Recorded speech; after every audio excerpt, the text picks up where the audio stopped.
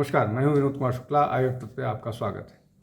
Cabinet reshuffle की चर्चा के दौरान 3 बड़े मंत्रियों के नाम भी हैं कि उनकी विदाई हो सकती है। विदेश मंत्री एस जयशंकर, उसके अलावा डिफेंस मिनिस्टर राजनाथ सिंह और नितिन गडकरी, जिनके पास ट्रांसपोर्ट रोड और हाईवेज मंत्रालय है।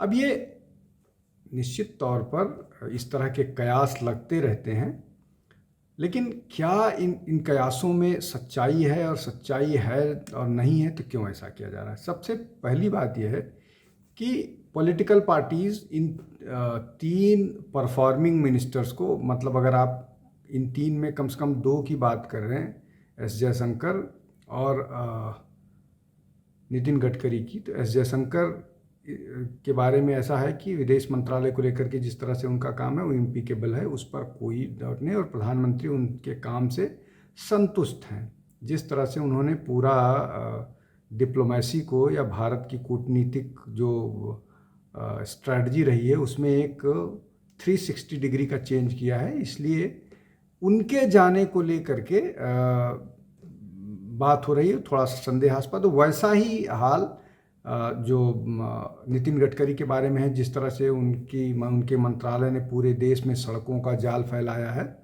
अब उनके जाने एथेनॉल को लेकर के उनके जाने की बात हो रही है और लगातार उन पर दबाव बढ़ाया जा रहा है। इसमें 2 चीज़ें हैं। पहला ये कि इन पर दबाव इसलिए बढ़ रहा है कि ये जो 2 फैक्टर्स हैं। दूसरा, यूट्यूबर्स इसको लगातार फैला रहे हैं। यूट्यूबर्स में फैलाने के पीछे, या मीडिया का एक बड़ा वर्ग भी इसमें है, उसके पीछे पॉलिटिकल पार्टीज़ का इंटरेस्ट है। पॉलिटिकल पार्टीज़ ये चाह रहे हैं कि किसी तरह से ये जो परफॉर्मिंग मिनिस्टर्स हैं इनको लगातार टारगेट किया जाए, और अगर इनमें से कोई चला जाता है तो इसको अपनी जीत के तौर पर देखेंगे, और ये एक बड़ा मामला है जिसके कारण बात की जा रही है। अब राजनाथ सिंह के भी राजनाथ सिंह के त्यागपत्र की भी मांग हो रही है और उनके जाने की भी मांग हो रही है। और सीधे तौर पर उसके पीछे जो है वो ऑपरेशन सिंदूर में झूठ बोलने का बात है, जिसको लेकर के सरकार का अपना ये मानना है कि उनसे पूछा गया था एयर स्ट्राइक के दौरान कोई मारा गया है, कि भारतीय सैनिक मारा गया है कि नहीं मारा गया है, उसको उन्होंने डिनाई किया। लेकिन उस दौरान बाद में जरूर 5-6 लोग मारे गए हैं, जिनका नाम समर संग्रहालय, मतलब जो है वॉर मेमोरियल, वहाँ पर उनके नाम अभी डाले गए हैं। तो ये एक स्थिति है। तो ये टेक्निकल सा मामला है। निश्चित तौर पर अभी जो मानसून सेशन आया है उन सब में ये उठने वाला है, उठेगा भी, उठना भी चाहिए। लेकिन जिस तरह से प्रधानमंत्री खुश हैं एस जयशंकर से, संघ की पूरी तरह से बैकिंग है नितिन गडकरी के साथ, और अगर रक्षा मंत्री को हटाया जाता है इसका मतलब ऑपरेशन सिंदूर के बहुत सारे मामले पर प्रश्न चिन्ह लगेगा। इसलिए ये तीनों मंत्री कहीं भी नहीं जा रहे हैं। हालांकि रीसफल ही मानसून के बाद अब होने वाला है। दूसरा जो प्रमुख मसला है वो ये कि सरकार न केवल कैबिनेट रीसफल करने जा रही है, बल्कि बहुत सारे गवर्नर, सेक्रेटरीज, एलजीज और हाई कमिश्नर्स, इनमें भी बदलाव करना है, और ये मेजर होने वाला है। तो इसको लेकर के जो एक बड़ी एडमिनिस्ट्रेटिव रिस्ट्रक्चरिंग चल रही है उसमें इसलिए कि कुछ पद खाली हुए हैं, कुछ पर एडिशनल चार्जेस हैं।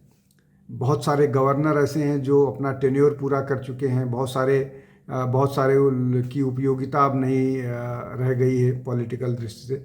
बहुत सारे नए लोगों को अकोमोडेट करना है। मंत्रालय से बहुत सारे लोग हटाए जाएंगे, तो उसके बाद नए लोगों को अकोमोडेट करना है। वैसा ही एलजी का हाल है। अब जैसे एलजी में सबसे प्रमुख नाम है कि मनोज सिन्हा को हटाया जा सकता है, और मनोज सिन्हा को जब भी कैबिनेट रिसफल होगा उनको चाहे स्टेट मिनिस्टर इंडिपेंडेंट या कैबिनेट मिनिस्टर किया जा सकता है। और ये इसके पीछे स्ट्रेटजी जो है वो ये है कि उत्तर प्रदेश के चुनाव जो 2027 में, उसके पहले इस तरह की तैयारी होनी चाहिए। इसके अलावा एलजीज के साथ ये हैं और बहुत सारे गवर्नर हैं।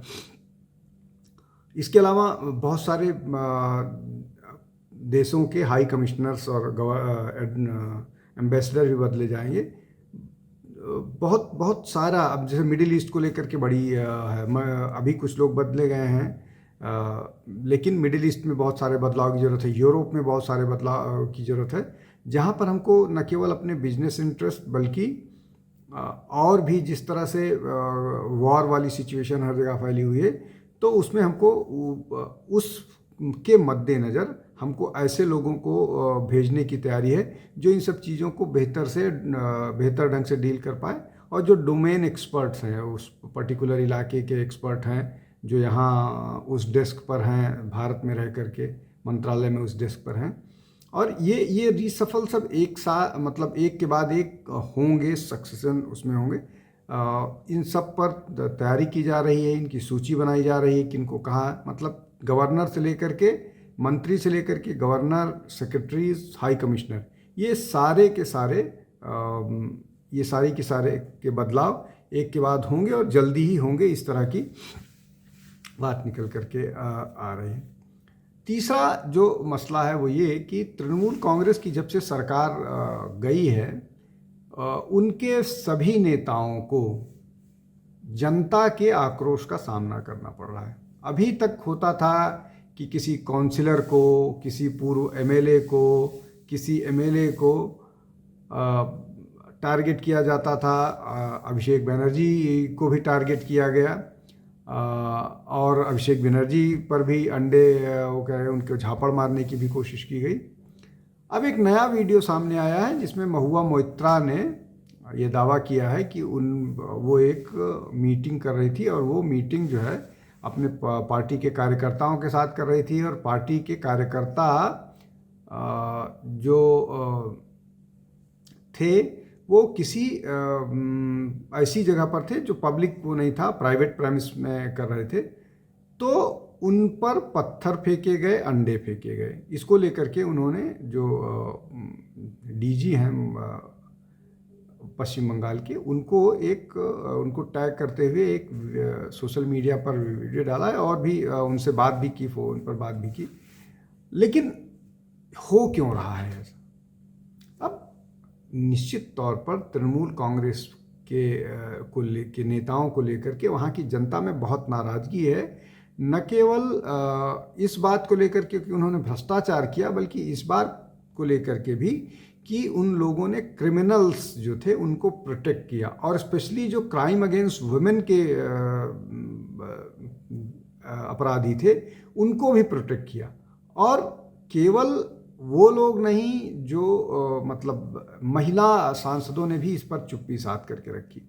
और अब चाहे इसको आप सांकेतिक प्रोटेस्ट कहिए कि अंडे उन पर फेंके जा रहे हैं या जो भी है, लेकिन ये प्रोटेस्ट है और अंडे फेंके जा रहे हैं।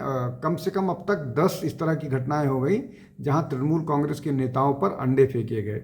हालांकि अंडे फेंके जाने को वो तृणमूल कांग्रेस के नेताओं का दावा ही होता है कि केवल अंडे ही नहीं फेंके गए, पत्थर भी फेंके गए, लेकिन हो रहा है ऐसा। तो नाराज़गी तो है, और अब ये कहीं से इसको जस्टिफाई नहीं करेगा कि जो ये लोग कर रहे हैं इनको रोका नहीं जाना चाहिए। इनको रोका जाना चाहिए। वो रिप्रेजेंटेटिव हैं, जनता के प्रतिनिधि हैं, जनता से मिलेंगे जो भी तृणमूल के नेता हैं, चाहे एमपी हों चाहे एमएलए हों। लेकिन इन सब के बावजूद नाराज़गी तो है, और नाराज़गी पश्चिम बंगाल के लोग एक्सप्रेस करते हैं, वो उसमें चूकते नहीं, और मुझे लग रहा है ऐसा ही हो रहा है। और स्पष्ट तौर पर ये उनकी पॉपुलैरिटी, मतलब तृणमूल कांग्रेस की पॉपुलैरिटी नीचे जाता दिखा रहा है। और इन सब के बीच ममता बनर्जी लापता हैं। ममता बनर्जी कहीं नहीं नजर आ रही हैं। शायद उनको भी इस बात का डर है कि वो भीड़ में जाएंगी तो उन पर भी अंडे बरस सकते हैं। एक और अन्य महत्वपूर्ण मसला है, चूँकि जो बीजू जनता दल है, बीजू जनता दल लोकसभा का चुनाव और विधानसभा का चुनाव भी हारी 2024 में, और धीरे धीरे उनका जो संगठन है वो भी कमज़ोर होता जा रहा है। संगठन के बहुत सारे लोग छोड़ करके जा रहे हैं, यहाँ तक कि 3 सांसद भी राज्यसभा के अब तक छोड़ के जा चुके हैं। लेकिन ये ऐसा नहीं है कि अभी हुआ, वहाँ पर बीजेडी जो है वो कमज़ोर होना शुरू हो गई थी चुनाव के पहले, और चुनाव के पहले ही एक आईएएस अधिकारी जो हैं वीके पांडियन, उन्होंने जिनके ऊपर ये आरोप लगता था कि उन्होंने पूरी तरह से नवीन पटनायक को अपने, जिसको हिंदी में इस्तेमाल किया जाता है कि शीशे में उतार रखा है, जैसा चाहते हैं वैसा नवीन पटनायक करते हैं, पांडियन जैसा चाहते हैं। और यहाँ तक कि जो संगठन का काम होता था, मतलब बीजेडी के ऑर्गेनाइजेशन पार्टी का काम होता था, उसको भी पांडियन अटेंड करते थे, पब्लिक रैलीज करते थे, स्टेट चॉपर का इस्तेमाल करते थे। मतलब वो डी फैक्टो चीफ मिनिस्टर की तरह से काम कर रहे थे। अब इसको लेकर के विरोध भी हुआ, ये भी बीजेपी ने उन पर नवीन पटनायक पर आक्रमण भी किया इस बात को लेकर के कि चूंकि पांडियन तमिल ओरिजिन के हैं, इसलिए पूरी की पूरी जो राजनीति है वो बाहरी के हाथ में सौंप दी है नवीन पटनायक ने। इसका फ़ायदा भी हुआ, वहाँ पर बीजेडी चुनाव हार गई, भारतीय जनता पार्टी की सरकार है, एमएलए एमपीज़ भी वहाँ पर बड़ी संख्या में जीत करके आए हैं। अब इसमें डेवलपमेंट ये हुआ है कि वीके पांडियन की पत्नी सुजाता कार्तिकेयन, जो उड़ीसा की हैं, उनके बैच की ही आईएएस अफसर है, उन्होंने भी वीआरएस ले लिया था और फॉर्मली अब पार्टी ज्वाइन कर लिया। तो अब बीजेडी जो है उड़ीसा की पूरी राजनीति इन्हीं दो नेताओं के इर्द गिर्द घूमेगी, और यही दो नेता अब वहाँ की राजनीति आगे लेकर के जाने वाले हैं। अभी जब सुजाता, जिनका मैडन नेम सुजाता राउत है, उन्होंने जब पार्टी ज्वाइन की तो पूरे प्रदेश के जो ऑफिस बियरर हैं, बड़े कार्यकर्ता हैं, सब की उपस्थिति में उन्होंने ज्वाइन की, और अब वो आगे भी राजनीति करेंगे। जो वीके पांडियन हैं, उनको जब रिज़ाइन किए थे तो कैबिनेट मंत्री का दर्जा दे दिया गया था। अब कुल मिलाकर के वहाँ की अब चूँकि स्वास्थ्य कारणों से नवीन पटनायक बहुत ज़्यादा एक्टिव नहीं नज़र आते हैं, तो सारा का सारा जो चुनावी दायित्व बीजेडी का है अब इन्हीं दोनों नेताओं के इर्द गिर्द घूमेगा। आंतरिक विरोध कला है इस मामले को लेकर के कि एक बाहरी को और पैराशूट किए हुए दो नेताओं के ऊपर बीजेडी की जिम्मेदारी होगी। बीजेपी को ये सूट करता है, देखते हैं आगे क्या होता है। आज के लिए बस इतना ही, बहुत बहुत धन्यवाद, नमस्कार। हमारे चैनल आई ऑफ ट्रुथ को सब्सक्राइब कीजिए YouTube पर, इसे फॉलो कीजिए Facebook पर, Instagram पर, Twitter पर और कू पर। हमारे चैनल के बारे में फीडबैक देने के लिए हमें मेल कीजिए ioftruth.6@gmail.com पर।